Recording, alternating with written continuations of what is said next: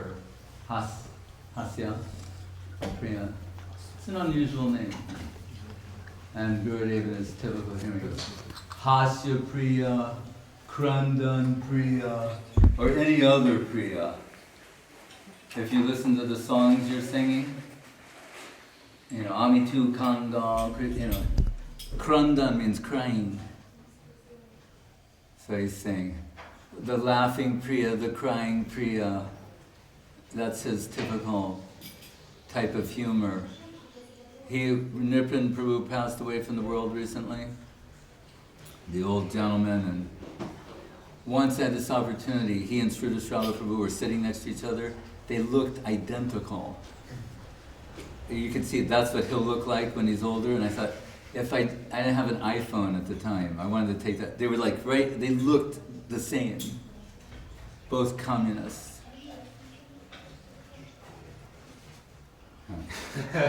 Nripan was a communist. So it shows these things are not relevant. Someone can be a communist, a right-wing Republican, this or that, and they can all be devotees of Mahaprabhu. Those are not the significant things. So anyway, this bogus association in neighborhoods called the Tarun Sangha. It means like youth organization. Like where I grew up, they had something called CYO, Catholic Youth Organization, or Knights of Columbus, Rotary Club, Lions Club. So in every Bengali neighborhood, there's something called Tarun Sangha, like Tarun Krishna, means youth organization. And they think that it is their right, they have to be quiet in the kitchen. They think that it is their right to extort funds from the local people. So what they do is, like anyone, we think, this is what Bengalis do. It's what people do all over the world. They do it in America. Hey, we're collecting for the kids this Christmas. Can you help us out? Devotees did that. I did that. Rameshwar Maharaj and I, in the year we sold a million BTGs one Christmas, back to Godhead. 1 million. That was the goal, and it was achieved. We went out in Santa Claus suits. You know, and when we'd go, I'd be driving the Mercedes. The two of us are in Santa Claus suits. He's the Acharya and the GBC, and I'm the president and the sannyasi.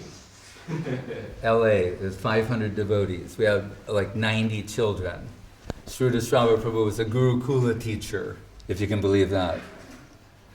And Sanatani was in charge of 35 women on the Sankirtan party. And one of them was Divya Shakti. Another one was Bhakti Priya. Anyway, when we'd go out, he would just like get into he'd be waving to all the kids. They go, Mom, there's 2 Santa Clauses in that Mercedes. You know, and he's just like waving on the way to our spots because we thought we're the leaders. We're asking everybody to collect. We're going to do it too. So we go out. So I get arrested in Westwood. You know, first, soliciting. Westwood is, for those of you who don't know Los Angeles, that's where all the Hollywood movies are. When you see a premiere and they show you Brad Pitt and Angelina Jolie, it's Westwood. That's where it all happens. So, and Hollywood, but Westwood also.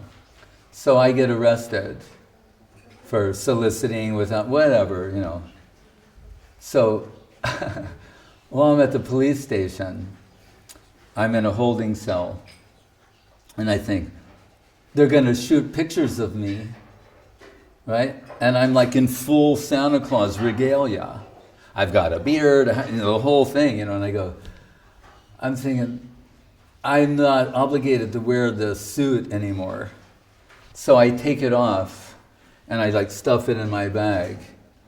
And then one cop comes in and goes, "Where'd that Santa Claus guy go?" And I go, "I don't know." And then he leaves, and then I just opened the door and walked out of the police station. He went looking for the Santa Claus guy. I said, "I don't know. He was here like a minute ago."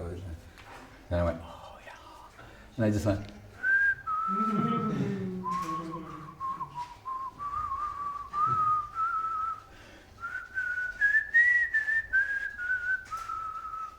Just whistled on my way out of the police station. Anyway, 1 million back to Godheads, right? Well, so the Tarun Sangha comes to jack up everybody in the neighborhood, like Durga Puja's coming up. Everyone's given a donation. Can you pitch in something? So Nripan Prabhu said, over my dead body, you won't get a rupee of Mahaprabhu's taka. This old little man stood up to these big Bengali paper tigers, Bengal paper khadi tigers, and they left. Then a year later, they do the same thing every year. They come, and another person dealt inauspiciously and said, gave something, or said, I have to ask, or, and they saw an opening. And Gurudev was very upset, and that's when he said about the man who was the so-called leader who lost his nerve. He said, he is not a cowherd, he is a coward. He is not a cowherd. He's a coward. And then he told me, he said, now they want to use our Sevak Bhavan, because we're not using it downstairs, for weddings. And he said, I'll have to ask. So I said, I have a solution. What? I said, we'll call it Theistic Media Center. Put computers, tables, printers, you'll see devotees in there with Wi-Fi, do it immediately. That's why that place is called the Theistic Media Center. It's not like an accident or just like I went off on some kind of a weird trip. Idiots. I mean, simple-hearted idiots, or loving, affectionate idiots, sweet morons. What's the difference between a moron and a Mormon? An M. Absent an M, a Mormon becomes a moron. So do not join the moron religion or the Mormon religion. Don't be cowards, be cowherds. Right? The cowherds, they say, oh, aren't the waters of the Jamuna poisoned? Are we not about to drink poison water? And they say, yeah, but Krishna's here. So it's irrelevant. Rake Krishna Mare Krishna Rake Ke. Once one Maharaj went against Guru Maharaj's order about, Guru Maharaj told us do relief work, not to ever be an anti-party to ISKCON. He had the greatest appreciation for ISKCON being he saw it as the godchild of Saraswati Thakur, Prabhupada's baby. He worshipped ISKCON for spreading Mahaprabhu's creed all over the world. And Guru Maharaj's opinion, like, who cannot appreciate that? Right? Like pockmarks on the moon. The moon's illuminating the sky very beautifully, and someone says, yeah, but did you see those little things there? The pockmarks on the moon?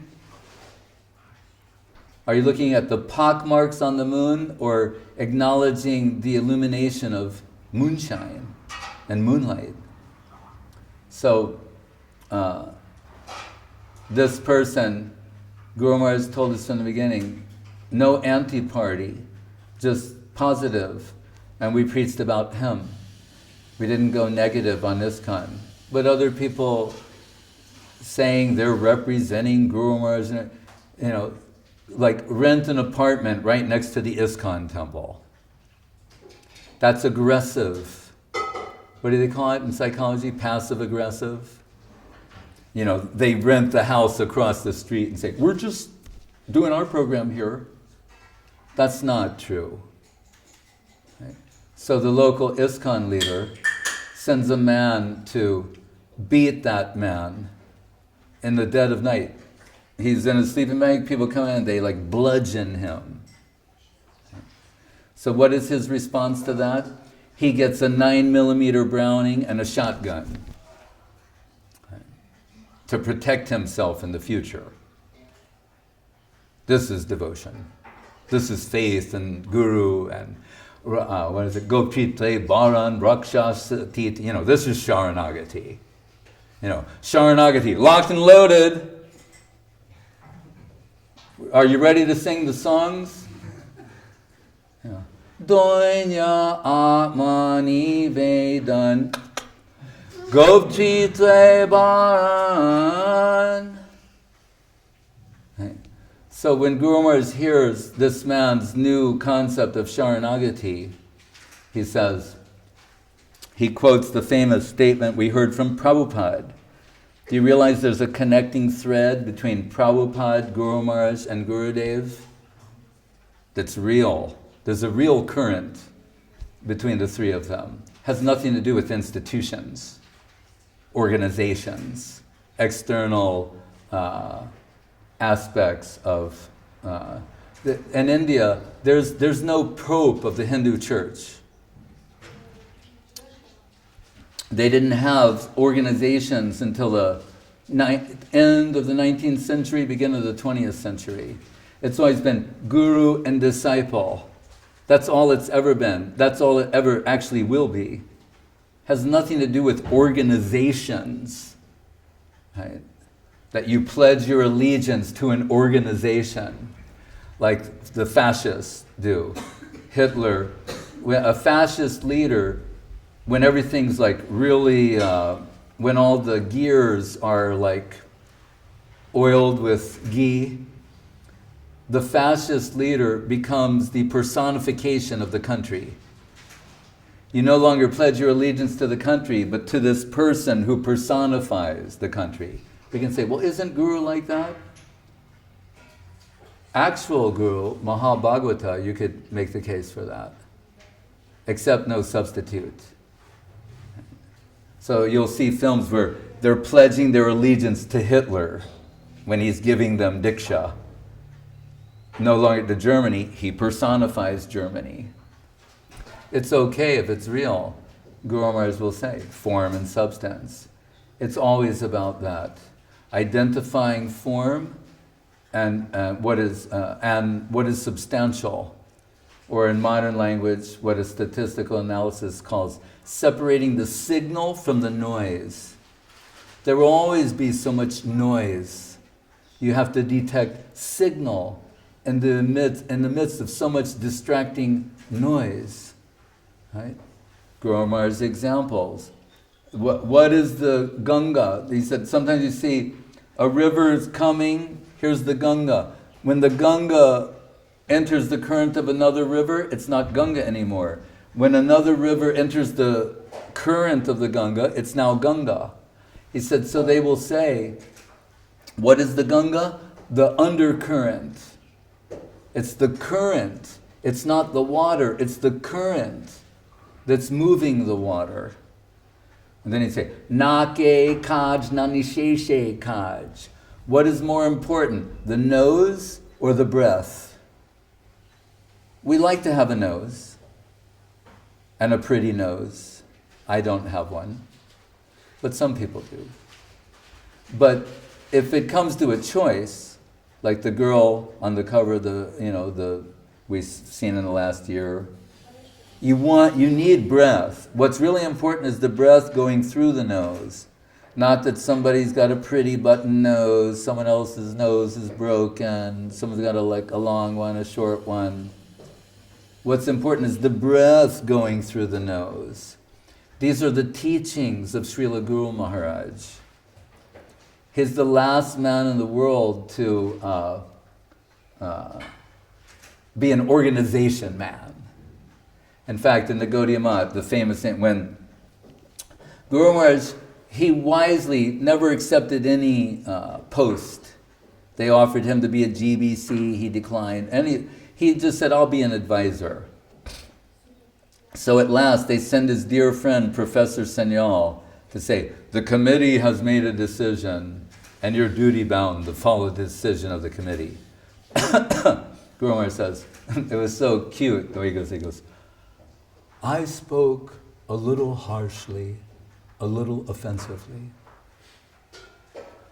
I pass urine on your governing body. The way he said it goes, I spoke a little harshly, a little offensively. I pass urine on your governing body. What has the governing body got to do? He said, I'm not interested in men, money, and buildings.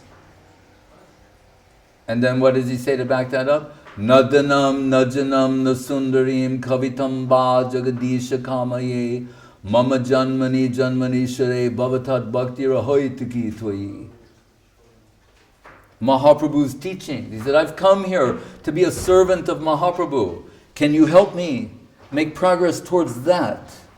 No interest in your men, your money, and your buildings, your properties. And he gave the example, the Ramakrishna mission with the big sign saying, Bharat Seva Ashram. And he said, but if any qualified auditor comes, he will see they are bankrupt. There's nothing there. It's a big signboard. There's nothing to back it up. There's no Bharat, there's no Seva, there's no ashram. Anyone who is an aspiring member or a card-carrying member of the Chaitanya Saraswat Mat has to understand who the founder, Acharya, is of the Mat. Otherwise, you won't be able to properly assess the value of anything or anyone. To have this connection and not be acquainted with the teachings of Guru Maharaj is unacceptable. It's just out and out unacceptable. There's no other word for it. You can't say, oh, we don't know Guru Maharaj. Then connect with somebody who does. Blind faith, Guru Maharaj said, is diseased faith. Unless you're a Jnana Shunya Bhakta, blind faith, in his exact words, diseased faith. You'll be easily deceived by the shallow, superficial appearances of what is Guru, what is not Guru. When one of Govinda Maharaj's so-called disciples observed that he does not chant japa, right? Who's giving Harinam to everyone, does not chant Harinam on the Malika. Right? Gurudev used to say, he goes, in the end when the servant in the last few days is offering Guru Maharaj his mala, and Guru Maharaj is going like, we've gone beyond that. And like he gives the mala to Srila Govinda Maharaj. Gurudev said, I wonder, why is he giving me his mala? I don't chant Harinam on the Malika. With a smile, Gurudev is telling me that. Why is he giving it to me? I don't chant japa. But he gives Harinam. Can you digest that? The man who gives Harinam, in the line, the Rupanuga line, he doesn't chant japa. Either he's bogus or he's a Ragamarg Bhakta. Right? Who can do that? So when some smart devotee observed, he's seeing him do so many other things, watching television, cricket, Bengali soaps, this, that, the other thing, and sees he's not chanting japa, he's going like, do you chant japa? Gurudev said, do you want me to make a show? Like he's ready, he goes, I can go get my mala. Do you want me to make a show for you? I will, if you require it. When Malta Malini, she can tell you, she comes in and sees Gurudev's, he knows Vaishnavas don't drink tea, supposedly. Right? So what does he do? He has garam jal. It's a code, it means hot water in Bangla. So Sagar Maharaj is not keyed into this yet. So one day, remember, he's more Bengali than a Bengali, right? No, he's not. Ek glass garam jal, deva. So they go, are you sure? Yeah. Like, destroy. So they bring him a cup of tea and he throws it against the wall. He's ready to kill somebody. I asked for hot water. They go like, oh, I guess he doesn't know. So then they go, all right, here's a glass of hot water. After, he figures it out finally that he's drinking tea. Right? And what does Prabhupada say in his book? And Upadeshamrita, Vaishnava, those following Krishna consciousness do not drink tea, smoke cigarettes, take tobacco, haritaki pan, betel nut. He goes through a whole list of things that people with Krishna consciousness do not do. But you can read in the Veda-based, Prabhupada says, did you bring the snuff box? Please deposit it in my room. Because why? I've seen him in his room. As I saw, he'd lie and nod out against the wall while he's staying up all night translating the Bhagavatam. If he needed a little boost, he opens a snuff box. What is snuff? It's powdered tobacco. Puts it on his wrist and goes like that. Then he's like wide awake and goes on translating the Bhagavatam. Can you digest that? The person who wrote in his book, those who are Krishna consciousness do not take tobacco, tea, coffee, cigarette, maybe a little beedi. Beedis are okay. I know there's some guy going, Goswami Maharaj said, I could talk about like the Rupa Nuga for the next 6 hours, and you know what will be on the internet for the Mormons, minus the M? That I said beedis are okay. That's all they'll get. If I now spoke the Bhagavatam for 7 days straight without stopping, they will say, Goswami Maharaj said beedis are okay. Once Guru Maharaj said we could give Harinam to someone who eats meat, a tantric initiation where it would be understood in time they would give up eating meat. And so it all finishes, we go to our own, and there's a knock on my door. And I'll say it this way, it was Chidananda Prabhu, not Siddhanti Maharaj, it was Chidananda Prabhu. And he goes, Goswami Maharaj? Yeah, he goes, did Guru Maharaj just say we can eat meat? I said, nope.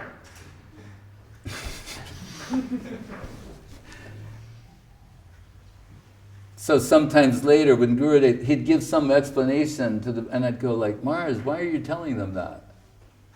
And then I'd go, oh, Chidananda section. Like, oh, I get it. You're dumbing it down because if you tell them the truth, it'll be misunderstood, abused, whatever. Like when he said about that particular person, Voldemort, that he may be Shiva. We don't know who he is, but we know he offended Srila Guru Maharaj. What did his Mormon disciples say? You know, Gurudev said he might be Shiva. That's when I realized a lot of you were not chanting on a full mala. Okay? Or if I hear some like bogus kirtan at the mat, and look at Gurudev, like, this is intolerable to Guru Maharaj. Gurudev say, Maharaj, they are enthusiastic. That would be his response.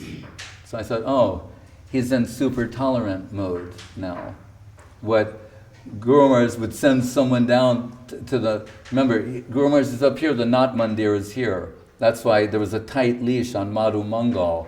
So if you hear his kirtans, you can understand it's kind of like the way you do it. Because if he goes off for 30 seconds, Guru Maharaj sends someone down to stop it. One of our friends was playing the kartals too loud. Someone was sent down from Guru Maharaj to tell him to stop it. You're drawing too much attention to the wrong thing. That's Guru Maharaj. So that Guru Maharaj has all these standards, who was called to the bedside of Srila Saraswati Thakur, his disappearance bed, and asked to sing Sri Rupa Manjari Pada. And we know, it was Srila Bhakti Pramod Puri Maharaj who, when Guru Maharaj hesitated, Tirtha Maharaj asked him to sing. If you've ever heard him sing, he's a very sweet singer. He's a kirtaniya, a good singer. Like we have people who are supposed to be good at mridanga, etc., singing. So Guru Maharaj is hesitating. So Tirtha Maharaj goes like, Pranavananda Prabhu, you sing. And he starts singing Sri Rupa Manjari Pada, and Saraswati Thakur stops him and says, I'm not interested to hear a sweet tune. This can only be sung from someone who has that realization, and that is Sridhar Maharaj. Then Guru Maharaj sings, and who do we hear the thing about the mystic power transmission from? Puri Maharaj. He says, we witnessed a mystic power transmission between Prabhupada Saraswati Thakur and Sridhar Maharaj. If he's just a Kanishta Adhikari, how could he observe that?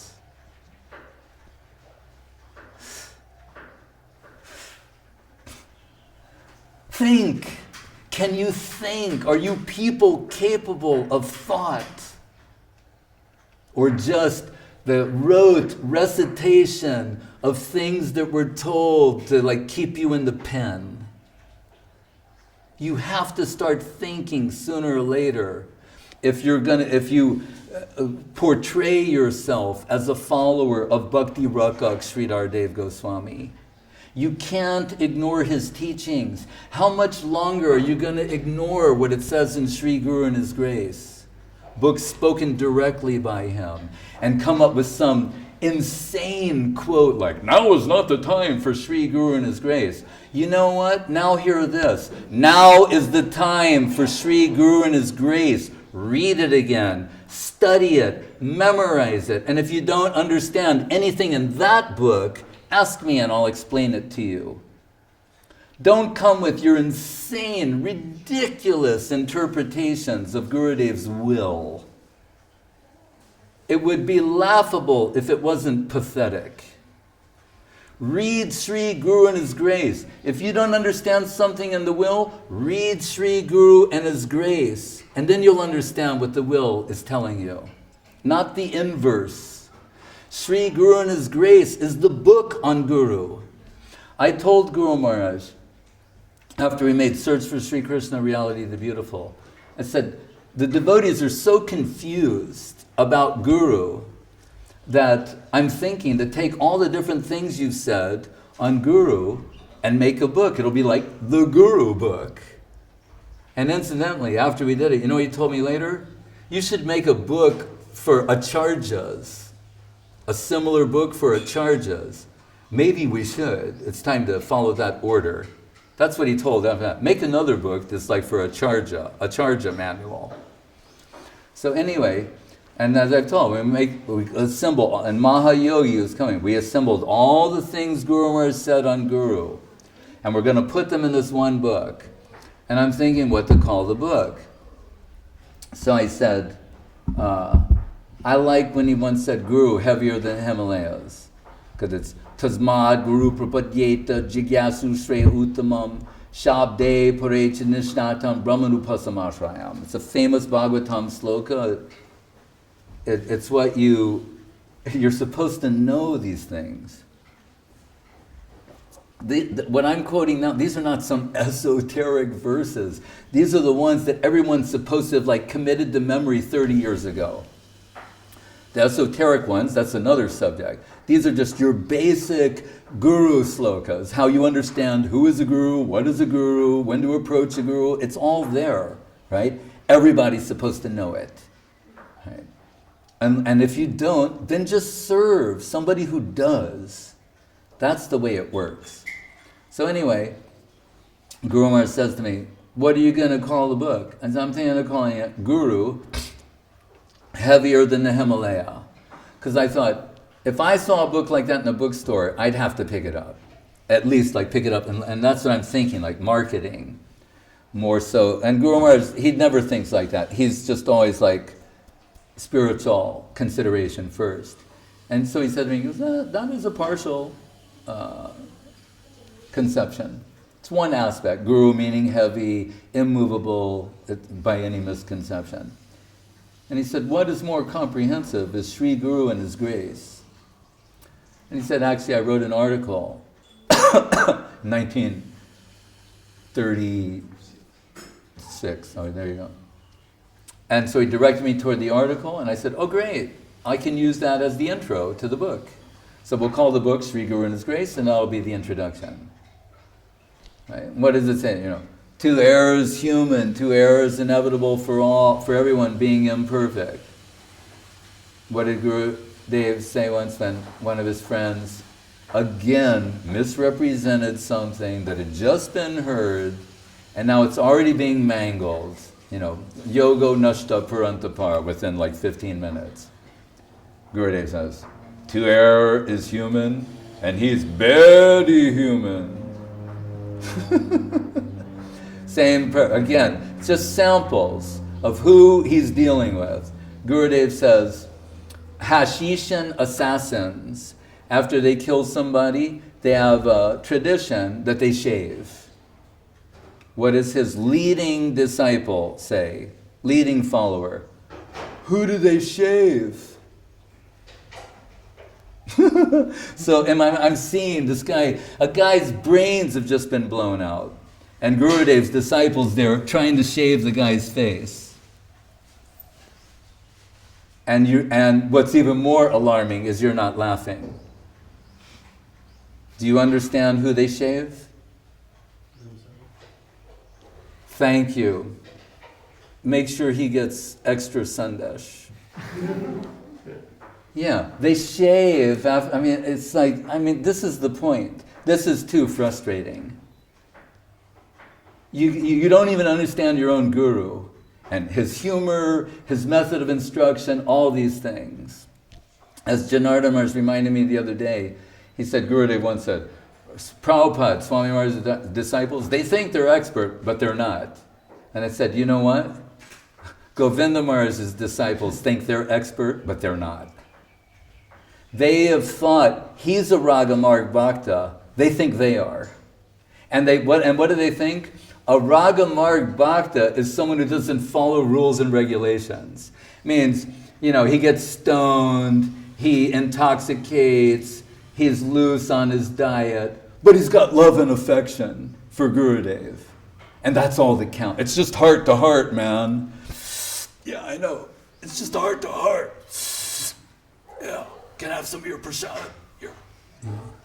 That's how bogus you people are. Not all of you, but many. All this nonsense. You'll break all the regulative principles, but it's just heart to heart, me and Gurudev. It's bullshit. And I say that, and people go, how can you say that? Just study America, study English. It's acceptable in modern usage. Like, they even have to explain that to you.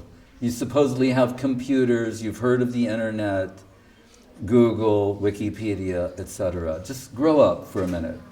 You need to talk to you, like have an adult conversation. Right? So, that person, no wonder he's concealing himself. Because it'll be lost upon people who have no interest. They like Hitler's gas chamber, mafia bread, all of these things. But, Lalita Lavangalata Parishilana Kamala Malaya Samire, Maru Karabi Karakarambita Kokila Kujita Kunja Kutire. Not so much interest in that. Rather hear about mafia bread, Hitler's gas chamber, and that stuff is all charming. Right? So he's just keeping it to himself. Who's got inconceivable wealth, can't find a suitable pot to store that wealth in. And that is what is unfortunate. Guru Maharaj found such a person. Saraswati Thakur found such a person, right? Like, all you guys know is that Gurudev said Puri Maharaj is a Kanishta Adhikari. And like little parrots, you go around parroting that, offending a higher Vaishnava. Whereas, what did Gurudev tell me about him? Everyone knows I'm a miser man. I don't give money to anyone. But every year I give 100 rupees to Puri Maharaj on his Vyas Puja because I know he is a pure Vaishnava. At least one man understood the heart of Srila Guru Maharaj. That you haven't heard because you weren't fit to hear it. All you could hear is, he's a Kanishta Adhikari, stay away. Woo, get all the sheep, there's one running over there, get him back in and herd them all into the little, That's the truth. Are you ready to hear the truth? Or you want to go on living in your own, private Arizona? I knew he'd like that one. Private Ananda Bazaar. You know, Calcutta is called Ananda Bazar, the city of joy. Can you digest that? If you can digest that Calcutta is the city of joy, there's hope for you. If you can't digest that, you have my sympathy. Jai, Jai Ma Kali Kolkata Wali. That'd be a great screen name, Calcutta Wali. Gurudev would tell a story. The Ma Kali Bhakti is on the bus. You know, those buses, they don't have shocks and suspension. So he's got to pass stool, and then they pull a bump. Oh, Jai Ma Kali, Jai Ma Kali. You know, like, and then like, oh, Jai Ma Kali. Like, and he's like somehow holding on. He's trying to make it till Calcutta or the next toilet break.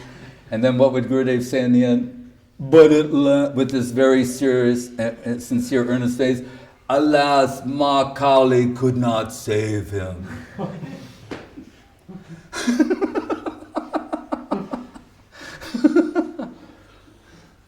So I'm praying by His divine grace that Ma Kali will save you. Sometimes he'd be angry in the morning and he'd say, oh, this Hare Krishna, my Ma Kali will come in and smash them. Talking about all of you who are bugging him about, like he said, after dealing with you people, he said, nothing will surprise me. He said, except that they're chanting Hare Krishna in China. He said, that surprises me.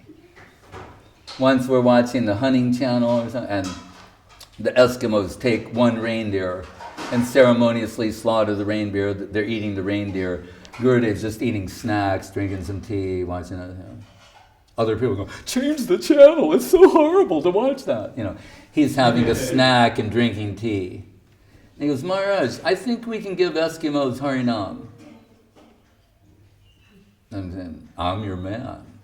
Because I told him in the end, I said, I will support Acharya Maharaj as the Acharya of the Chaitanya Saraswat Math. I will support Avadut Maharaj as the Acharya in Russia. I said, I don't want to do any kind of initiation. After you, I just want to stop it altogether. Not Ritvik, nothing. He said, I appreciate your mood. I said, well, I got it from you. That's what... He didn't want to be the Acharya of the Math. He told Guru Maharaj, make Aranya Maharaj or Haricharan, and I'll be the secretary. And Guru Maharaj said, I will give the deities the Puri Maharaj and shut the mat before I will do that. It must be you. And we know Gurudev is trying in different ways to avoid it. He actually is happy in his situation as the secretary. He said when he was secretary, he was a dictator. After he became the Acharya, he said the mat was run by democracy. But he was a dictator when he was the secretary of the mat, because Guru Maharaj would back every decision that he made. You couldn't go to Guru Maharaj and cancel him. But anyway, so why did I say that? What was I saying? About the hunting channel. And so, and I said, I don't want to initiate after you go. Because on this point, understand, Guru Maharaj, people say, you're not mentioned in the will as initiating. Yeah, because I'm directly empowered by Bhakti Rakak Sridhar Dev-Goswami to initiate. Gurudev would never cross Guru Maharaj. Guru Maharaj empowered me to initiate disciples. You can listen to it on a tape.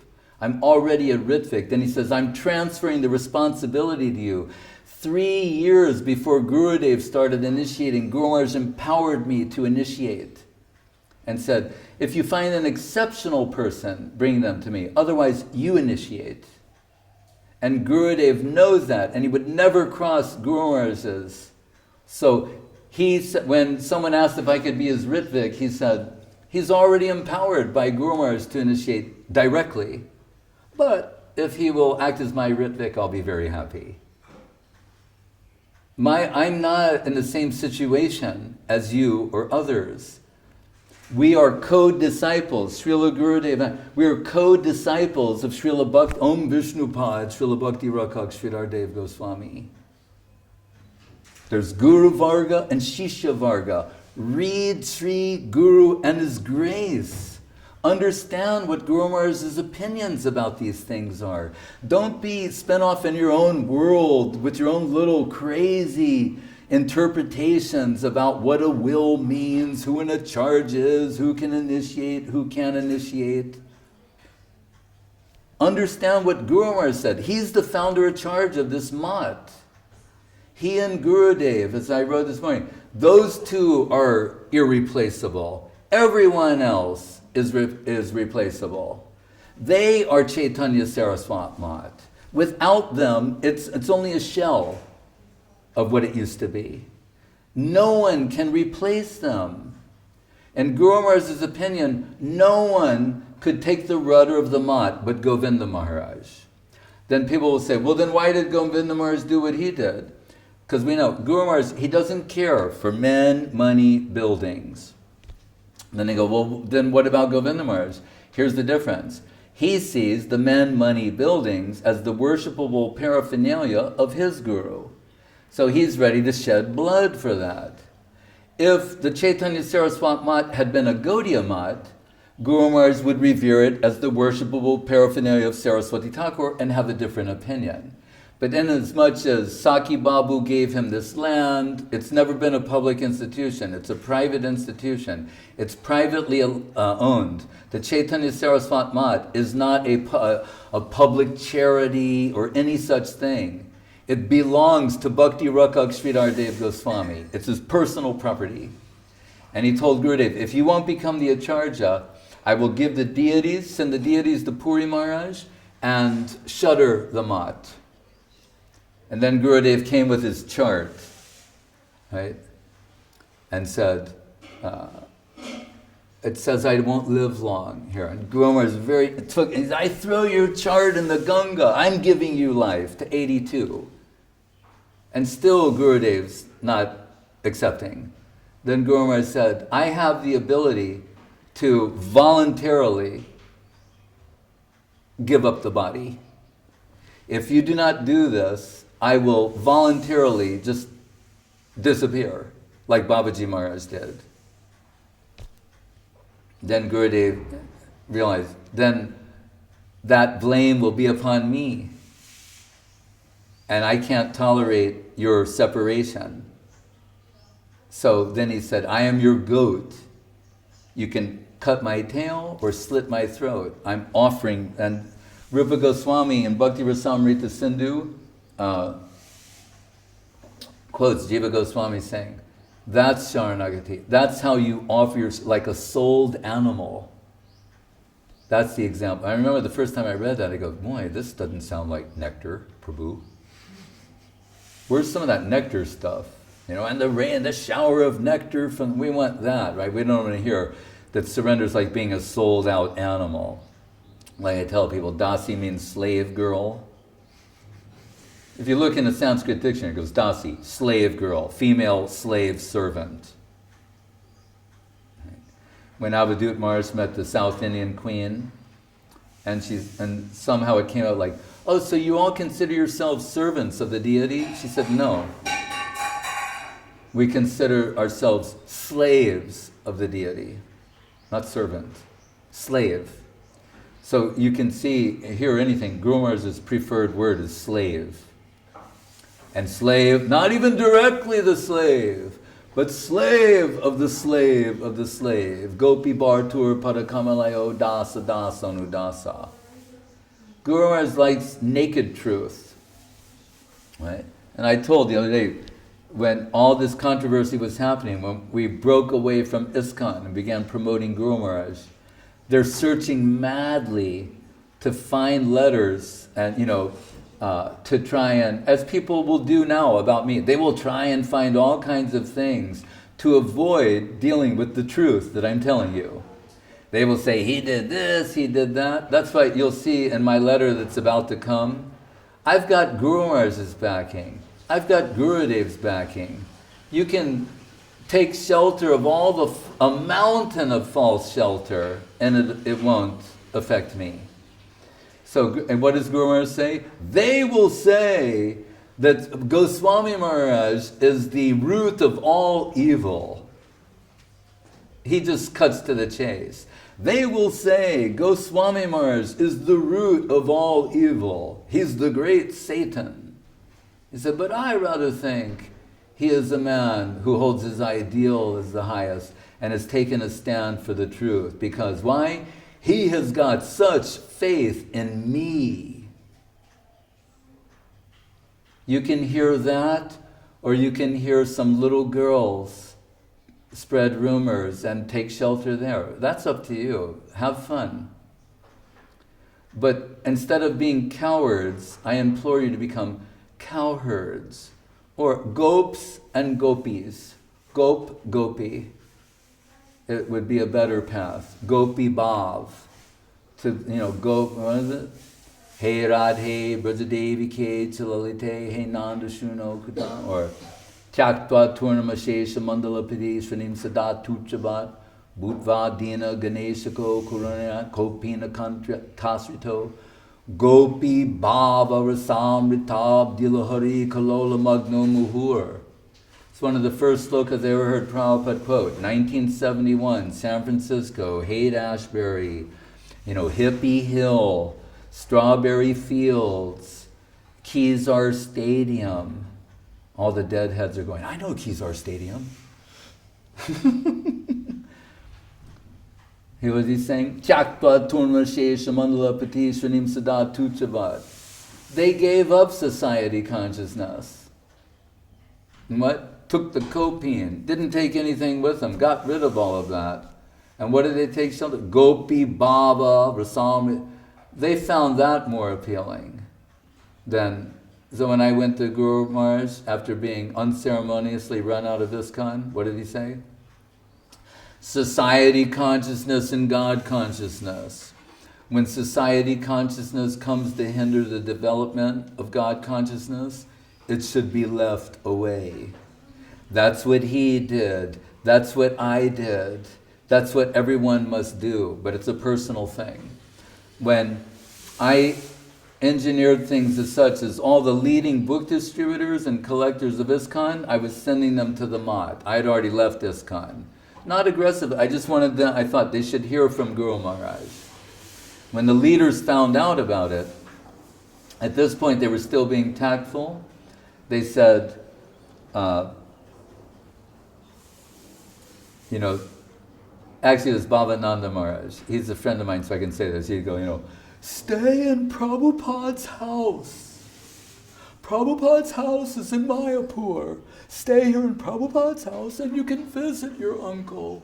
He was very affectionate, generous in that way. But Guru Maharaj's response to that type of affectionate expression was interesting. So they tell him, they say, the chairman of the GBC says we shouldn't stay here at your Mat. We should stay in Mayapur in ISKCON, and every day we can cross the river and come to hear for you, but then go back and stay there. It sounds very reasonable. And Guru Maharaj said, now you'll have to make a decision. He said, because if you stay there and come to hear from me, your hearing may not be of a very perfect type. Why? Because of the contamination of that place. It's Mayapur. It's the birthplace of Mahaprabhu. Why? What does he mean by the contamination of that place? The contamination of the place means that place where you're going to hear some other conception about who I am and what it is I represent. And then in a polluted mental state, you're going to come and hear from me. And say, didn't Prabhupada say not to hear from his godbrothers? Didn't he say they can only harm us, they cannot help us? Isn't he the one that helped them violate the order of Saraswati Thakur? And so he said, and then he gave me as an example, he said, Dear Krishna, he's a desperate man now. Like that. Because I had already gone to San Jose to start the preaching of Guru Maharaj in America and the Western world. And he said, but he didn't want to say his own name, so he said, But he has got such faith in here that he told them, either I'm allowed to speak the truth or I don't care for your association. He's a desperate man now. He said, so all of you, you'll have to make a choice. And he said, I'm not going to suffer the consequence of your choice. You will. And he said, and one thing you might want to factor in, he said, we don't have the same facilities that they have there. And really he meant it. The mat, it didn't have tile on the floor in the Nat Mandir. They couldn't afford to. Few rooms. You won't get the same facilities here that you have there. So you can think about all those things and make a choice. What is it going to be? Your choice is going to be based upon peer pressure, society consciousness, God consciousness. Like the guy in Hawaii is arguing with Gurudev. Gurudev saying, Prabhu, I'm thinking that. Oh, Maharaj, no, that's not true. Well, but Prabhu, no, Maharaj, you're wrong, that's not true. Yes, but Prabhu, Maharaj, that's just not true. And what did Gurudev say? Prabhu, you are telling it is Father Krishna, but I am thinking it is Mahakali. You're telling Father Krishna, but I'm thinking it's Mahakali. Anyway, Prabhu, what can I say? It is all the will of Allah. What does he mean when he says that? He's saying, your theistic conception hasn't even approached Gaudiya yet. It's somewhere in the dark waters of Islam. Allah. It's all the will of Allah. He didn't say Krishnera Ichcha, which is what the Vaishnava should say. It's all the will of Krishna. Even saying, you haven't even gone to Krishna conception yet.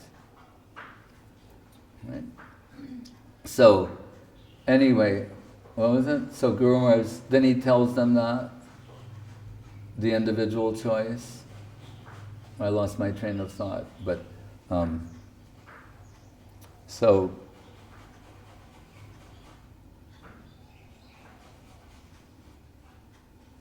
when Guru Maharaj told me all risk and no gain, first, no risk, no gain, and I said, yes.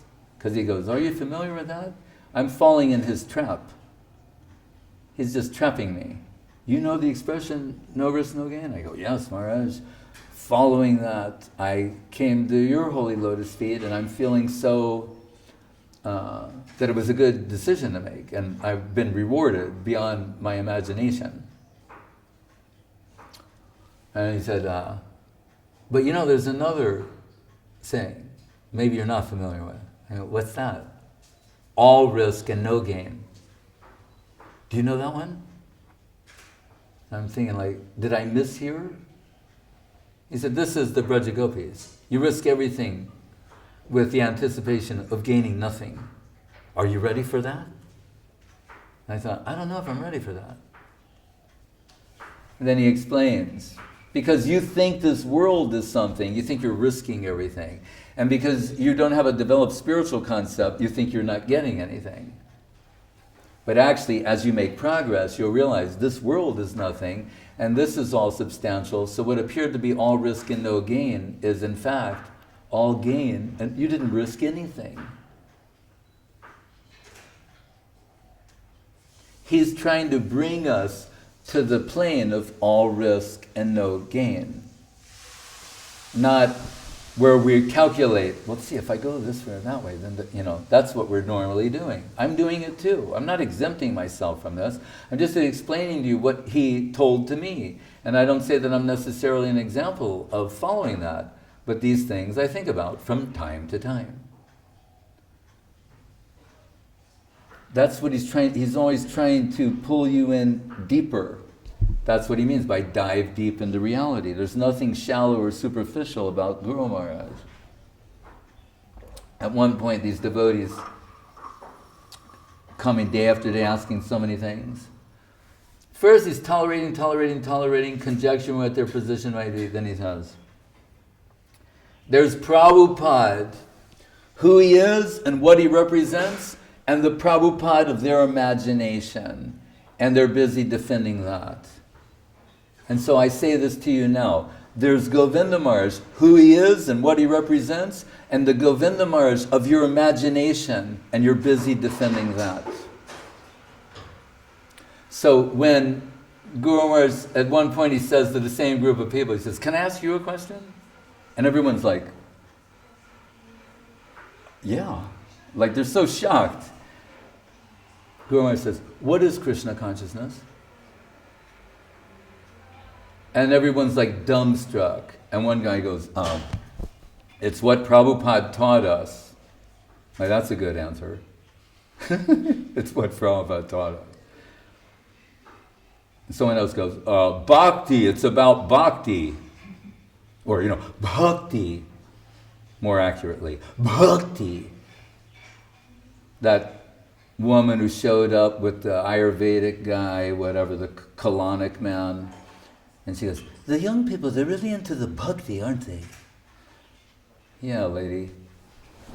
I say, you just stick to the colonics and I'll handle the bhakti. All right? You can clean my colon anytime. But let me do the bhakti. All right? So, anyway, Guru Maharaj stops. He said, "Did he say anything about Krishna?" Like that. "Did he say something about Krishna?" And then he just stopped the whole thing. He said, "Krishna consciousness is reality. And it is in your interest to become acquainted with that reality." You don't understand. We've been through this before. This is my third time around on this stuff. It's getting old. About what Guru wanted and the will of the Guru, and he said this and she said that. Guru Maharaj said in the end about it, he said, "It's all a stupid dance." If you understand, if you want to understand the answers to these heart-rending, perplexing questions, read Sri Guru and His Grace. When everyone was bewildered about Guru, Acharya, Maha, Bhagavad, Kanishta Bhagavad, including myself, I could only explain up to a point. And in ISKCON, I was one of the people who's supposed to be acquainted with the books. Like there's Jayadvaita Maharaj, I'm one of them, you could expect. He knows the books, he's got all the tapes, and the letters, he has access to everything Prabhupada ever said, and he's finding it difficult to justify the behavior of some of the new gurus, successor acharyas. Their behavior, their sayings, their many things. So I told my friend, who was one of them, he's my old friend, we joined together. We didn't have bhakti. I was Philip Prabhu, he was Robert Prabhu. I became Dhira Krishna, he became Rameshwar. So he is the guru in GBC, I'm the president. We're back, after the Santa thing. We also do Santa. We do it all. We're all rounders, or holy modal rounders, take your pick. Anyway, so then I say, I'm having a hard time justifying supporting you to everybody else. I'm running out of slokas, dude. So I said, I think I need to consult with Srila. Oh, here's what I said. It's interesting. Because, to back up a little bit, after the disappearance of Prabhupada, I was in Poland. This is pre-internet. I only found out 7 days later, which is interesting and mystical, because I walk into Wrocław, and this devotee tearfully hands me a telegram. I read it, collapse, and then through tears drive back to the Schloss in Germany. And then I find out it's a week ago. So I said to my partner, it was the first sign of a ray of hope. I said, we were really enlivened in the last week and feeling Prabhupada's association by preaching. So I said, I think it's continued. Because if he left a week ago, and 3 days ago we were totally jacked up preaching, feeling Prabhupada, then the connection's still there. That was my first ray of hope. But then I said to the leader, So we're now going to have a worldwide meeting, which is, by the way, what I think the disciples, followers of Srila Bhaktisandar Govinda Dev-Goswami should have. And I think they're going to get a letter to the effect soon from the Acharjas or the primary trust. All of you should go to Navadvip this year for Gaur Purnima and have a, not the Russians. You're okay. For once it's good to be a Russian or from the Ukraine. People are, how do you say, choking on their kvass as I speak. Like Rajneesh, when they'd say, how come you make all the Western people jump through all these hoops, do psychoanalysis, testing, and the Indians don't have to do that? He said, they understand what Sharanagati is. Anyway, so I said, are we going to have a big meeting of everyone? And the leader said, no. It would be too expensive. Do it right now. It's November of 77. Gaur Purnima is like 3-4 months away. We're going to all meet at that time. I said, oh. And Prabhupada told us that after him, when the necessity arises to consult higher spiritual authority, we should go to Srila Sridhar Maharaj. So the GBC is that we're all going to meet with him and get some advice, some counsel, some direction. So they do that. And afterwards, when we go back, it's now 78, March of 78, March, April. He comes back and said, here's these 2 tapes of our meeting with Srila Sridhar Maharaj. And he said, Satsvarup Maharaj is going to excerpt some things from here and present that to the devotees. He said, but you can hear the tapes. So I went to my room and I put on the tape. And when I heard Guru Maharaj's voice, I fell to my knees and said, that is the eternal voice of my spiritual master. It's a very odd, unusual experience. I was a hardcore Prabhupada disciple, but this was undeniably, unmistakably the voice of my eternal spiritual master. So my heart was elated, and what I could not properly express, or my godbrothers and sisters could not properly express, how we felt in the absence of Prabhupada, Srila Guru Maharaj expressed perfectly. And that's where we first heard. The disciple is like the lotus, Guru is like the water, and Krishna is like the sun. When the lotus is situated safely in the waters of Sri Guru, the hot Krishna sun, because Krishna is very intense, nourishes the lotus. Remove the water from the lotus, and the very sun of Krishna burns the lotus. And then Dev-Goswami, Sunyate Jagat Sarvam Govinda Girindra Jagarayate Vyagra Tundayate Kundam Jivatu Rahitasya Me. He's saying, as we felt when we left Poland, seeing the world void and vacant. But Guru Maharaj says, Dev-Goswami goes deeper and higher. Is that possible? Than the Shikshastakam?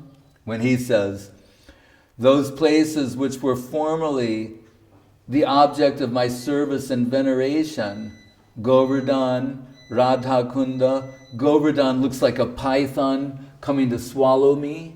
And Radha Kunda, the holy of holiest places, looks like a tiger's gaping jaws coming to devour me.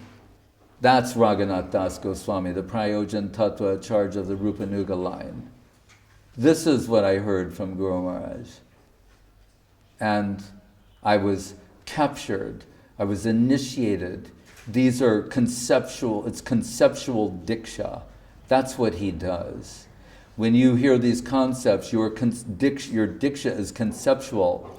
It's not the ceremony that we perform. It's that also, so people don't, that's all you'll remember. You'll forget the Das Goswami explanation, and anyway, what am I going to do? Forever, try to balance the scale? But hearing from Guru Maharaj all these things. So when my godbrother said, is there anyone who can remove your doubt? I didn't have a planned answer. I went, We're having like a heart-to-heart. We're not having an argument. He's saying, I have my doubts too, and he's in acharya. At least he was that honest to admit, I have my doubts about my position. And that sort of honesty is required if you're going to embrace that seva. It's like we do anything. There's not some point where you become an avatar and you no longer have self-doubt or anything. That's bogus. A devotee, Radharani doubts her position, but you don't doubt yours. She has doubts. She says, everyone says I'm famous for devotion to Krishna, but I don't know.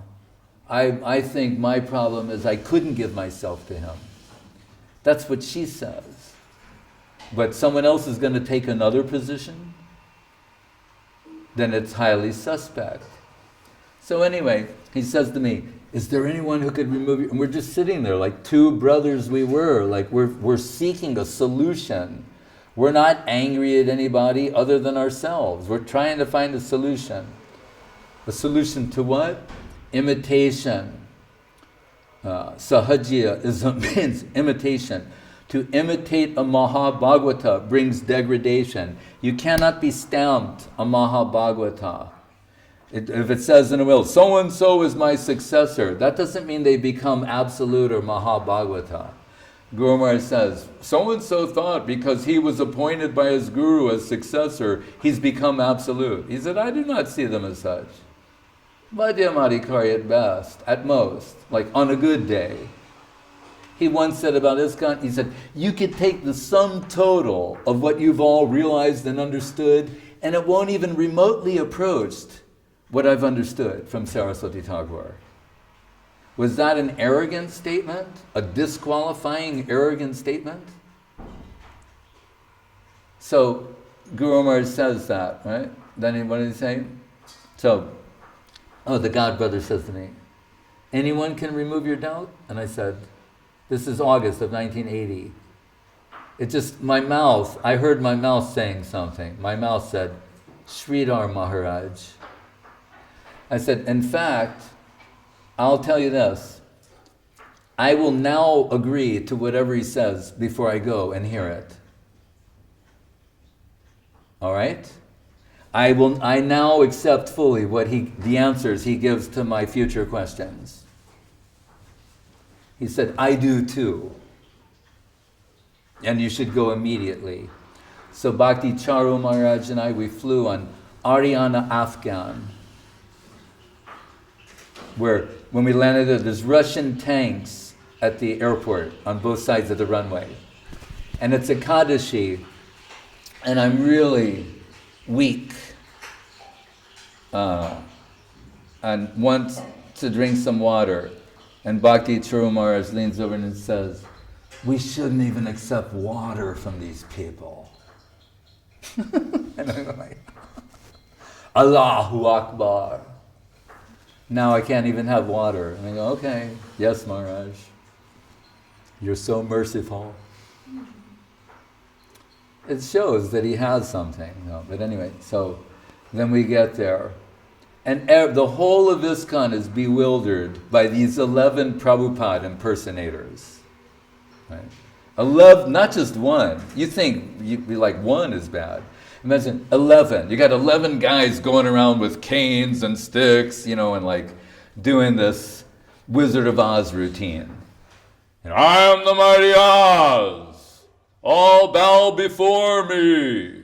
Dandavat, I'm Oz. Didn't you get the memo? It's in the will. I'm the Wizard of Oz. Does that mean he's the Guru of Australia? That should be the natural thing a Govinda Maharaj's disciple would say. Is the Wizard of Oz the Acharya of Australia? This is a very important question we're discussing at Govindadam at this moment. And Sadhu Priya is going to make a calculation. When will be the auspicious time? I mean, really, you guys are like what you are. Look, I've been praising you for 15 years. It's time to take out the whip. For a day, for an hour. I think you can handle it. There's going to be a feast at the end of this anyway. That's what Gurudev said, that Bengali saying, Pu, Pele, Pita, Hoi. If you're going to beat somebody on their back, you should put something in their stomach. So I'm whipping you first. It's just, you can forgive that. There'll be a feast afterwards. You go like, oh man, can I have another gulab jamun? Ow! Forgive me if I didn't get the sequence right. But anyway, so we go there, and I've got questions from like senior god sisters. I'll just say, Jadharani.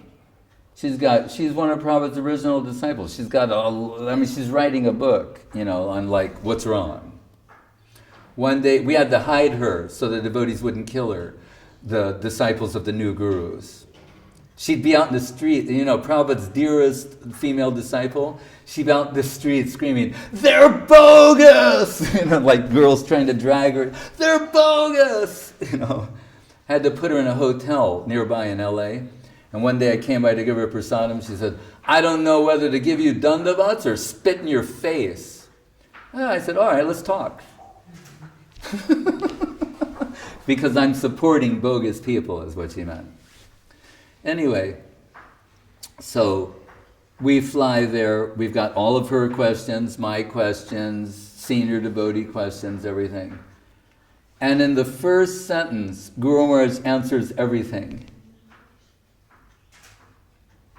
In one sentence, everything is adjusted.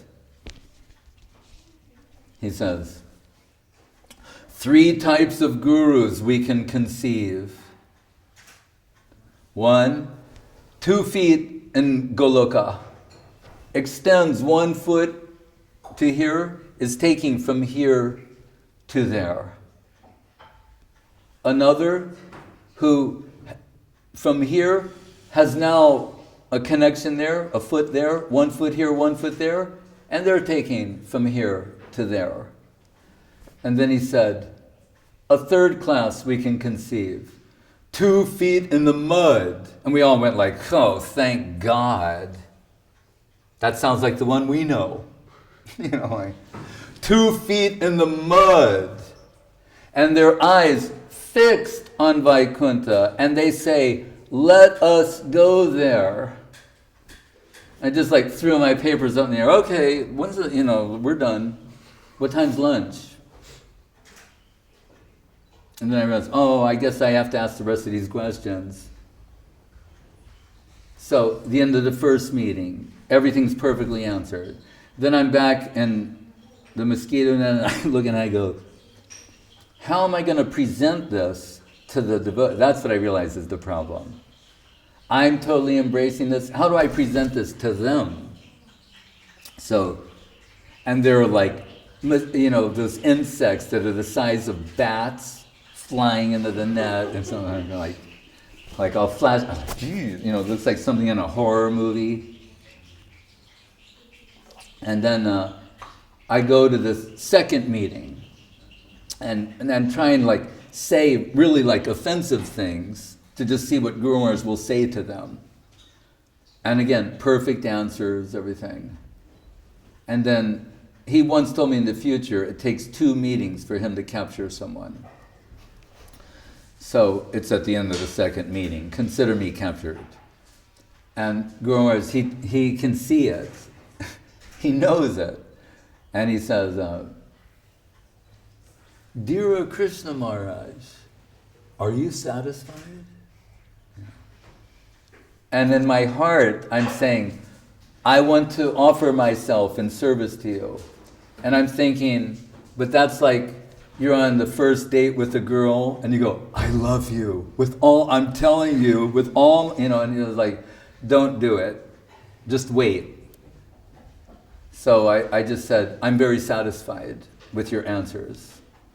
He knew everything already, but he's like, almost teasing me. Are you satisfied? You can see, I'm like melting into my swaroop. I'm not satisfied. Okay? So, then we go back to LA, and my friend, they think I'm the great Satan. Remember, I've been dealing with this my whole life. I've been polluting other people's children since as long as I can remember.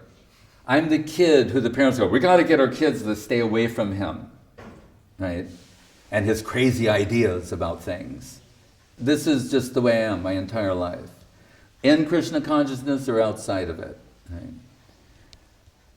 Mama, don't let your children grow up to be cowards. It's a song that says, cowboys. Anyway, so the GBC secretly fly in to take my old friend and the evil Dear Krishna Sudhir has been removed and now they can reprogram him. And they fly in 5 people. One of which was a gentleman named Panchadravida Maharaj. You might have heard of him. Again, no, we haven't. And that's the problem. No, it's part of the problem. Anyway, and we get there, but the leading ones, Jai Pataka Maharaj, Sri Dayananda Maharaj, Bhavananda Maharaj, they're because Bhavananda Maharaj and Jai Pataka, they're always going to Guru Maharaj. Whenever there are problems in ISKCON, they go there and ask Guru Maharaj's advice. Guru Maharaj tells them what to do. Then they go back and they go, I've got an idea. And people go, that guy is brilliant. He is just brilliant. Who could think of that? They were doing that for years. So they cautiously say, what did Srila Sridhar Maharaj say? And now I understand something too. I understand not to reveal everything. Parokshavada Bedo Yam Balanam Anushasanam. So I start saying the things that Guru Maharaj said that support their position. And they start saying to me, do you see why Prabhupada told us after him to consult with Srila Sridhar Maharaj? So, do you understand why he's the Shiksha Guru for ISKCON? Do you get it? What else did he say? And he said, do you understand the brilliance of Prabhupada in sending us to Sridhar Maharaj after his disappearance? You don't get it, do you, huh? What else did he say? And I go on and on. Their foot's going deeper and deeper and deeper in their mouth. He's the Shiksha Guru for ISKCON. This is Prabhupada's perfect arrangement. There's no greater authority of Krishna consciousness on earth than Srila Sridhar Maharaj, etc., etc., etc. What else did he, they're like having a party. Tell me some more, tell me some more. And then I go well, one of these things he said was about the big Vyasa sons and all the grandiose puja. He said this will create disembarkment from the mission. And he said, there will be Vyasa sons from the mountains to the sea. And you realize we had 11 Vyasa sons. Open the doors and turn on the fan. Turn on the fan in the kitchen. It'll be 11 Vyasa sons, 12. Prabhupada plus 11. Then if they have successors, then you have what? I'm not good at math, but all right, 23, 34, 45, whatever. Vyasa sons from the mountains to the sea. When they talk about titles, he said Vishnupad is a higher title than Prabhupada. One of the oh God, no! Then they go, this doesn't leave this room. Then one person is left, Jai Pataka Maharaj. This is an old friend of mine. I worship him. I'm just telling a truthful story. So the others, and he's kind of like looking at things on, everyone else is left. First they say no one can hear these things except these 5 members of not even the whole GVC should hear it, what Sridhar Maharaj says. Only these 5 members of the privilege committee should hear it. Now the other 4 have gone. Jai Pataka Maharaj is there. And he goes, Srila Sridhar Maharaj often speaks in Bengali. I'm the only person who understands Bengali. So actually, you only need to make 1 copy for me and not even give to the other. They were so afraid of the truth. They didn't even want to share it with their friends, the truth of what Guru Maharaj is saying. And that's what I'm telling to you now. What you're afraid of is the truth. It's not all this other stuff. You're afraid of the truth and of taking a stand for the truth And if you're a real follower of Guru Maharaj and Gurudev, you, with all your fear of the truth, you'll still take a stand for the truth, knowing you have their backing. Don't succumb to peer pressure, rumors, social networks, and all this distraction, all this noise in the midst of signal. What did Gurudev say? Make yourself a fit receiver. You've got more than ample signal coming to you, but you're distracted by noise, and you're afraid of the social consequences of taking a stand for the truth. When one of my godbrothers got very fired up about Guru Maharaj, and then he cooled off after a while when they offered him position. Then he cooled off. And he could no longer look me in the eye. And we had shared so many things in appreciation of Guru Maharaj, now he couldn't look in my eye. And I told him, I said, you know what my situation is like? I said, I'm like a pregnant nun. Everyone will see gradually what happened to me, and there's no way out. I mean, denying it. And I've been impregnated by a paramour. That's what all you Prabhupada disciples will see. I've been impregnated by somebody else, and it's just going to gradually get bigger and bigger and bigger. And I said, and I'm willing to accept the humiliation or the social consequences of bearing the child of that realization. That's what it is. If something has entered us real and substantial, it will grow and develop and give birth. And those who want that thing will bear the social consequences of that your peers don't approve. Someone will say a bad thing about you. I've been told, I betrayed Prabhupada. I'm not following his will. Prabhupada said, don't hear from the God brothers, they can only harm us. Srila Maharaj is responsible for disobeying Saraswati Thakur's will and wishes. Many things. And what did Guru Maharaj say when I talked to him? He goes, I am a man who, if I was in Vaikuntha, would be a troublemaker. That's how he described himself. And when I said in LA, I said, maybe there's some truth. They're saying that I'm dealing too much with Shastra, scriptures, head in the clouds, and the manager should be someone who's got his feet on the ground and more hands-on and that kind of stuff, getting fleet discounts on vehicles. I said, maybe there's some truth to that. And Guru Maharaj said, many can manage money, men, buildings. He said, but those who can go up and bring down some higher substance, that is very rare. And then he said, and also, if what you are saying is true, then why have you come for my association? And he started to smile and he said, birds of a feather flock together. And I said, I want to be in that flock. So anyway, then a year later, I'm now preaching openly about Guru Maharaj. And what's the worst thing that's happening? Devotees are becoming enlivened. So the leaders are very worried. Devotees are becoming enlivened. That can't be good.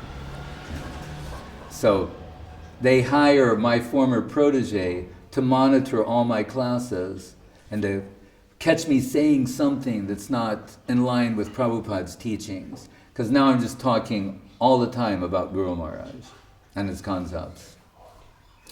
During that period, I have a dream vision of Guru Maharaj, of Prabhupada, And I approach him, Vyasa-san, and say, how am I to understand my relationship with you and with Srila Maharaj? And he says, you should accept him as your spiritual master. I have trained you up to this point, and he will do the remainder. So I wrote that to Guru Maharaj in a letter. and with some other appropriate slokas, quotations, etc. And he happily accepted that. But I predicted at that time, I said, either they're going to kick me out or make me so uncomfortable that I'll just leave voluntarily. In other words, they're going to start speaking against you. And it just reached a certain point again. It was in August of 1981. Here's what happened.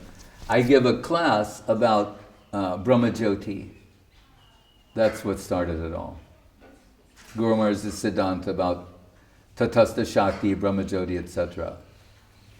At the end of my class, in a temple room with around 300 devotees there, the former protege jumps up and screams at the top of his lungs, "I challenge your authority to make these statements." Like that. And I say, I'm quoting, Srila Bhakti Rakkhak Sridhar Dev-Goswami Maharaj, who's the supreme authority of Gaudiya Vaishnavism. And that's all they needed. That I refer to him as the supreme authority. And I still do. And Govinda Maharaj accepts him as the supreme authority. So I tell the leader, I think I need to consult with Srila Sridhar Maharaj right now. He goes, oh, I think so too. Because he realized this way we don't have to have a fight, a public thing, just here's your ticket. We thought you might want to go. And he knows, I'm leaving, I'm not coming back, we're not going to see each other again. And we haven't. It was August of 1981. And that's when I go to Guru Maharaj. And he's already heard before I get there everything. And he'd never heard the expression kicked out before. He goes, I didn't catch it, Nimai did. Told that he was kicked out. Like Guru Maharaj is going, kicked out. Like he's thinking about that, kicked out. Because he always uses the word oust. I didn't catch it, Nimai did. He was kicked out. And so the first thing he says to me, because he's a lawyer also by background, and he said, you can appeal. He starts telling me what all my options are, like I'm his client. And I said, I don't want to fight with them. I just want to stay with, I'm finished. Thank you very much, I'm finished. And that's when Guru Maharaj said, society consciousness and God consciousness. When society consciousness hinders the development of God consciousness, it should be left away. And what was particularly beautiful about that, when I arrived at Navadvip train station, I get on the rickshaw, it's night, and only the moon is shining, and there's like evening jasmine in the air, and I come out, Guru Maharaj should usually be in bed by that time, he's outside, he's waiting for me, and the moon is illuminating his face. Moonshine. Pearl moonshine. Like I chastised some lady in Vrindavan recently, who were at the Madan Mohan temple, and I gave what I just thought was an inspiring talk. And then we were leaving, and she pointed to some so-called sadhu in a kopine and said, he looks like my Guru Maharaj. And, it was like Nrsingadev appeared in me. And I disagreed. But I didn't say anything offensive to her. But what I told her, and actually later I explained to her, and she's very happy about it. I've been writing this pranam, you can say, for Srila Guru Maharaj for many, many years. And I revisit it once a year to see if anything new comes. And she helped advance one of the lines. Because what it is when Guru Maharaj would talk like this, if you look at his fingernails, they look like pearl moonshine. So in the pranam it says, there is this vision of, there's this lotus flower, this beautiful lotus flower that has 11 moons orbiting it that are exhibiting pearl moonshine. So And the problem, so what they are the 10 fingernails. When he says, and Mahaprabhu, and these moons, they orbit in erratic patterns according to what he's expressing conceptually. So his face is the lotus flower. The fingernails on his holy lotus hands are those moons, mukta, and they're orbiting.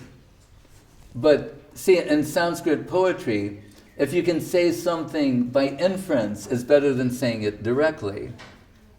So, as someone asked, well, what is the 11th moon? This sloka is written from the position of the 11th moon. The 11th moon is what Gurudev gave Guru Maharaj. It's a pearl he wears on it. It's an actual pearl.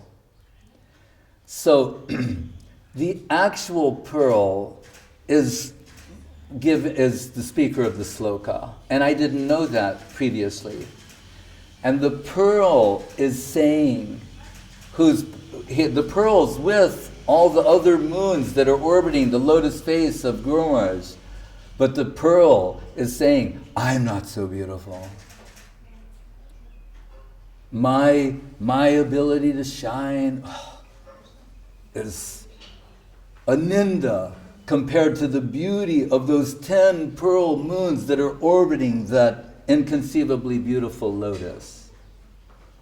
That pearl is voicing these sentiments. This is the line of Chaitanya Saraswat Mat. It is what distinguishes it from any other mat, is the wealth of Guru Maharaj. When Gurudev said, with all that he was mentioned in the will, declared publicly, all of these things, and he said, still I had to sit in the examination hall. And what did we find? When he sat in that examination hall, he blew everybody's mind. Listen to the recordings in Australia of 1995, 6, 7, whenever it was. Sadhupriya gave me some of them. Karnamritam, Rupa Goswami, like inconceivably beautiful slokas. And he's holding back. He's trying not to say those things. He's trying to keep it on a real elementary level, and all this other stuff is coming out. Like the Kosturi, Tilakam, Lalata Palake, Nashagre, Namamuktikam, Kortile, Venam Kare Kankanam, Sarvanga Harichandanam, Chakala, Kantecha Muktavalim, Gopa Stri Puriveshito Vijayate, Gopala Chudamani. When he would sing Tungamani Mandire to put Guru Maharaj in a good mood, a song from his childhood, he'd wake on his father's chest at 3 o'clock in the morning to keep him quiet. His father would teach him the mantras for Satya Yuga, Treta Yuga, Dwapara Yuga, Kali Yuga. He knew those mantras like as a 4-year-old. But the Tungamani Mandire, in his last visit to Navadvip, I said, what is it about that you knew would immediately charm Srila Guru Maharaj? He said, well, it means that Srimati Radharani's heart is like a lighthouse of Krishna Prem, illuminating everything. And I'm just like, oh. A lighthouse, a jewel, her heart is like a jeweled lighthouse of Krishna Prem. That song he knew would put Guru Maharaj in a good mood. Right. So, who is Bhakti Sundar Govinda Dev-Goswami? Can you really say you know? We thought we knew who Prabhupada was until Guru Maharaj told us he was a Shaktavesh avatar. Now everyone goes, oh, I know that, I heard that, I read that. It's on the internet. Yeah, who revealed that? Was Guru Maharaj, someone who could make that assessment. And now the whole world says it. But before he said it, it was like an outrageous statement. All these foolish people, all you could hear are the vulgar things I said to wake you up from your slumber. As I told my Aussie friends, when the Australians started expressing indignation, I knew the message had gotten through. Right? That you know. But you know that in this where I'm sitting right now, that a month ago I gave an explanation of the Mahabharata sloka Suvarna Varna He Mango, how it describes the appearance of His Divine Grace A.C. Bhaktivedanta Swami Prabhupada. That you don't know. That you don't talk about. You don't comment, like, dislike. You have nothing to say about that. All you can say is, oh, he used the word horse shit. He just humiliated the Mata inappropriate, highly inappropriate. Perry, are there going to be cucumber sandwiches later? Rather, it was not cricket. Definitely not cricket. I mean, really, the Aussies can laugh at that. They go, we would never talk like that. We don't talk like that down in Oz. No way. I once told an Australian, I said, you guys are nothing more than a bunch of dignified Texans. And he said, dignified? He took issue with that. So, yeah, now that I have your attention,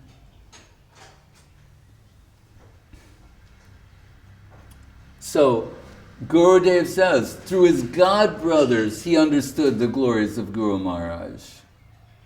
Through Guru Maharaj, we understood how exalted Srila Prabhupada was.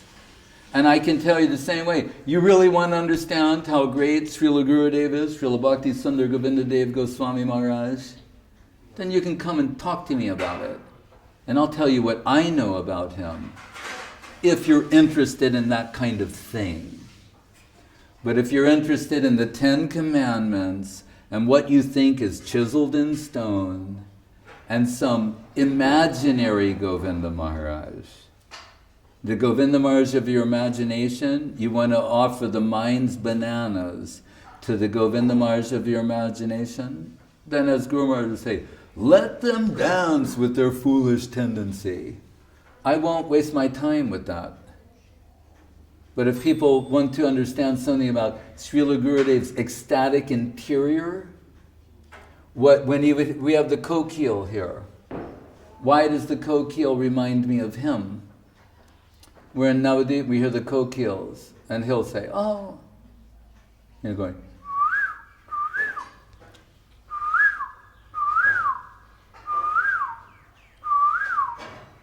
why does that? He said, oh, that reminds me of my childhood. He said, before we had watch and clock, we tell time by the stars, the sky, the position of the moon, and the sound of the birds. And what does he say in classic Gurudev, just classic Gurudev? He goes, when I would hear that, I know, not that it's time to get up and go to school, he said that it's time to get up and eat muri.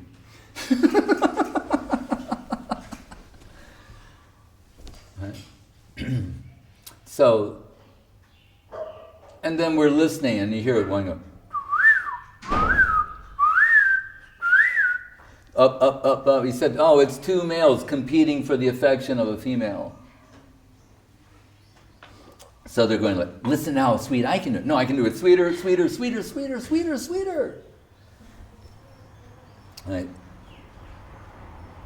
And I'm thinking, oh, Goswami, like the Kujat Kokila Hangsa Sarasadana Kire Mayura Kule of Srinivasacharya. They're always talking about the kokil, and we know it's the parakia symbol. The kokil lays their eggs in another bird's nest, and the other bird raises them thinking they're their own. It's a symbol of parakia.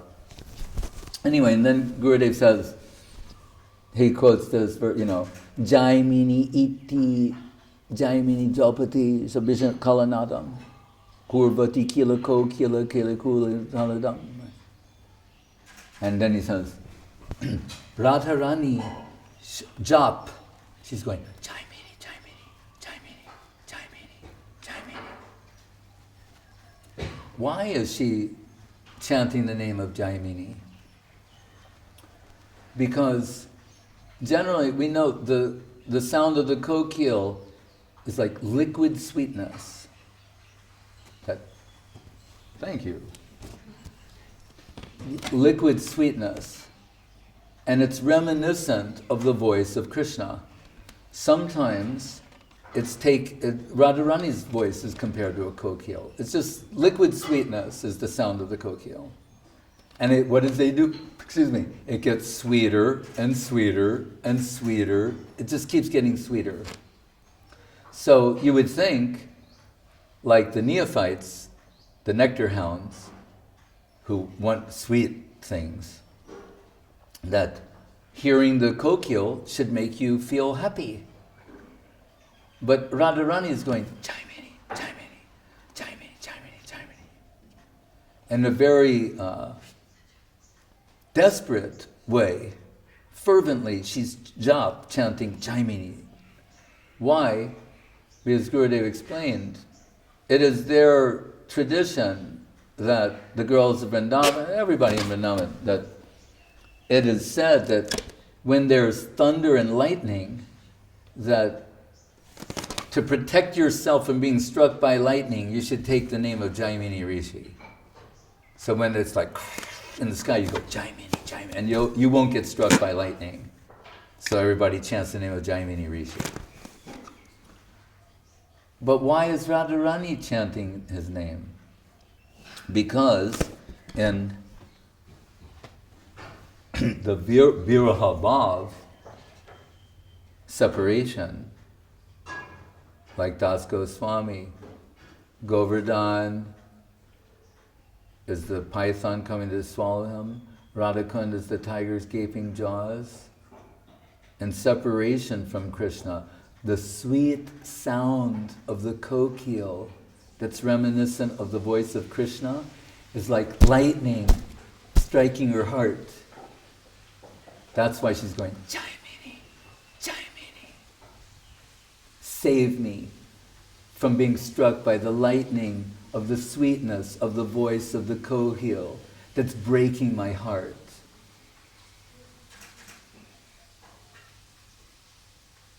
That is Srila Bhakti. That is like just Srila Bhakti Sundar Govinda Dev-Goswami Maharaj between snacks. But you saw the snack and want to talk about the snack.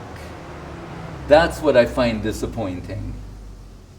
And the snack is okay, and all of that is okay and fine and well and good. But to miss this other thing, which is the actual wealth of Chaitanya Saraswat Mat, is worrisome.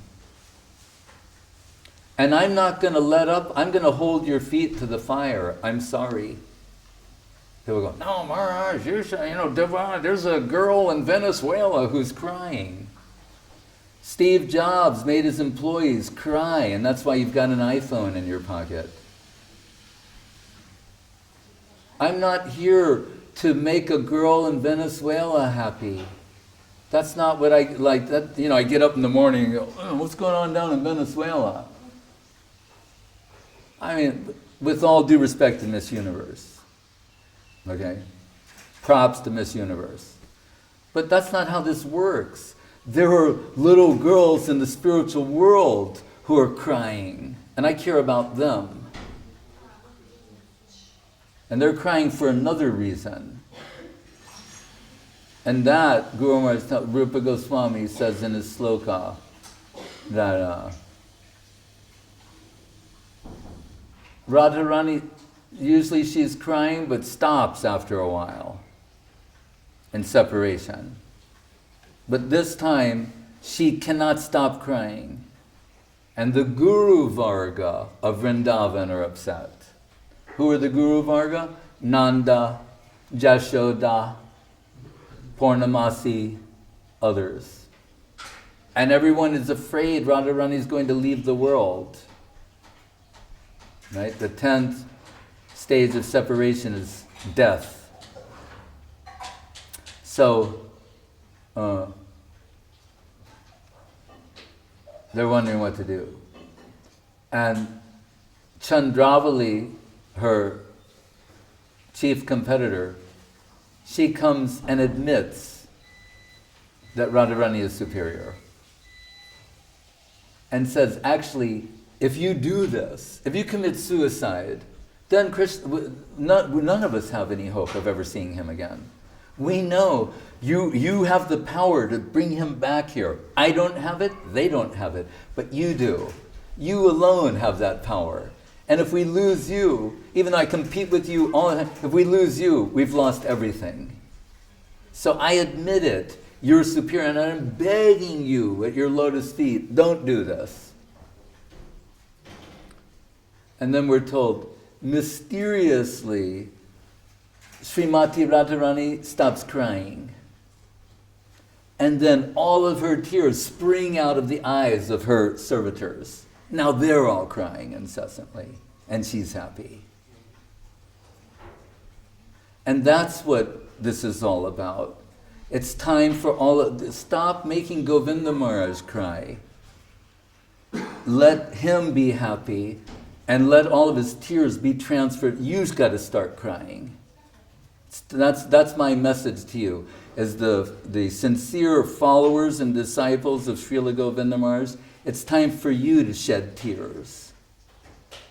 Jai Om Vishnupad Srila Bhakti Sundar Govinda Dev-Goswami Raj Avirbhav Mahamahotsav Titi Ki Jai Srila Bhakti Rakha Sridhar Dev-Goswami Raj Ki Jai.